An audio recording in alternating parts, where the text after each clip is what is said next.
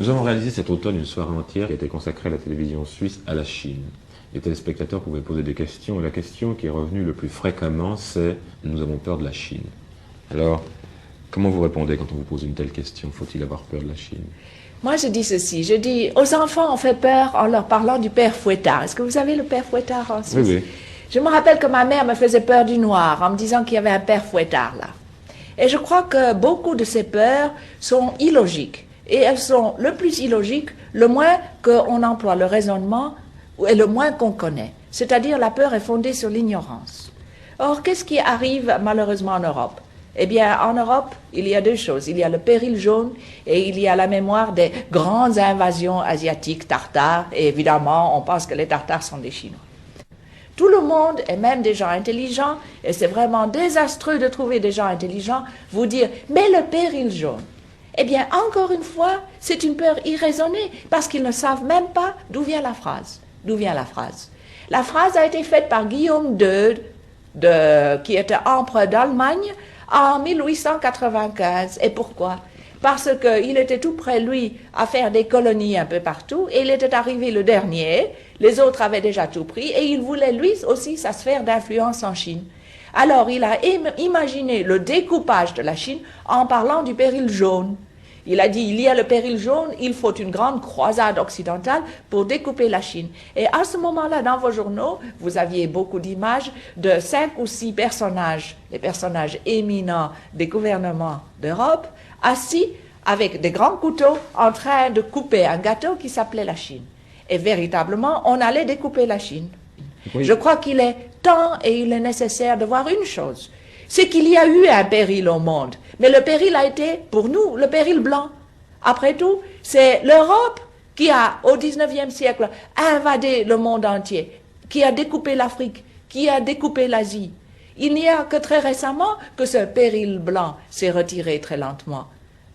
Non pas à cause des luttes en Asie tellement, mais parce que vous vous êtes égorgés entre vous-mêmes, en 2 guerres, en Europe même.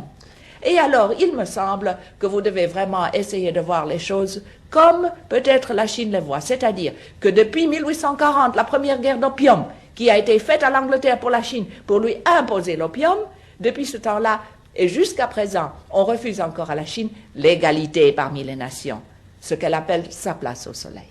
Mais outre les références au passé, notamment au péril jaune que vous évoquiez tout à l'heure, je crois aussi que cette espèce de peur qui existe en Occident vient du fait de cette immense masse chinoise et d'autre part aussi du fait que la Chine devient une grande puissance industrielle et notamment bénéficie d'un armement nucléaire. Oui, je crois que tout cela a été monté en épingle comme si c'était un danger énorme pour le monde. Et je vous demande, pourquoi est-ce que c'est qu'on ne trouve pas que, par exemple, l'URSS ou les États-Unis sont un danger? Nous trouvons en Asie que les États-Unis sont un grand danger. Après tout, les 2 premières bombes nucléaires ont été jetées sur le Japon, qui est en Asie.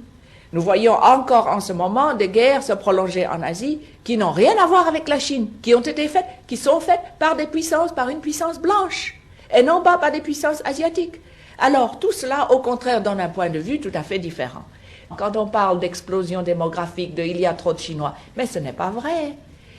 Il y a moins de Chinois par hectare arable en Chine que d'Européens par hectare arable en Europe.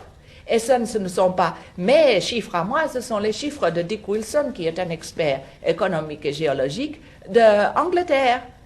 Il y a seulement en Chine 7 personnes par hectare cultivé, alors qu'il y en a 22 en Grande-Bretagne. 13 en Grande-Bretagne, pardon, et 22 en Japon. Alors, dans ces conditions-là, je crois que nous devons penser que la Chine n'est pas sous-peuplée. Il y a moins de personnes par kilomètre carré en Chine qu'aux Indes, qui en a 2 fois plus, qu'en Belgique, en Hollande ou au Japon, où il y en a de 4 à 5 fois plus. Alors, une dernière question, donc, nous n'avons rien à craindre de la Chine? Je pense qu'il n'y a qu'une chose que vous devez craindre, et c'est votre propre ignorance, votre propre peur, qui fait que vous avez donc des réactions, si je peux être très impoli, des réactions basées sur l'ignorance. Je crois, et c'est pour cela que je parle de la Chine. Ce n'est pas pour vous convertir. Vous avez droit à votre propre système, il marche très bien pour vous, c'est très bien. Mais vous avez droit à savoir qu'on vous a farci la tête de peur et que cette peur va vous précipiter, comme des animaux décérébrés, dans des catastrophes.